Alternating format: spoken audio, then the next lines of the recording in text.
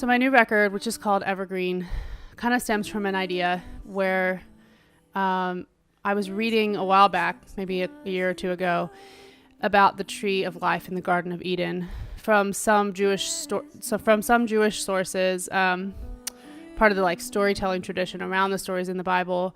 I found that a lot of people believe the tree of life to be an evergreen tree, a sycamore fig tree in particular, which I just found so intriguing because I always think of the tree of life as like a giant fruit tree in the West, of course, because that's where I come from, and I think of like an apple tree or whatever. But a fig tree and a sycamore fig tree appears throughout the scriptures in different places, like most notably Zacchaeus climbing a fig tree, a sycamore tree, to see Jesus.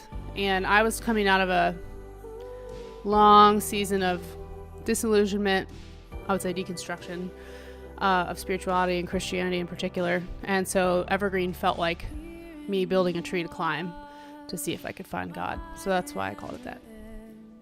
Several records ago, starting with Fortunate Fall, I started producing my own material. And I think that's the shift that is audible in my work, is that when I started producing, the sound changed because I started to lean into things that I was good at doing. And obviously I didn't play every instrument on the album, but my arranging, techniques or ideas really stem from my musical background, which is much more on the kind of Celtic / neoclassical side of things. And so I think those influences have really presented themselves more as I dive in farther and farther to the actual work of making the music and building the tracks. And on this project, I actually engineered a little more of it myself too. So I'm really getting into the actual sounds themselves and not just making creative decisions from a sort of bird's eye view. So I think that's why the sound is evolving, because I'm making more and more of it myself.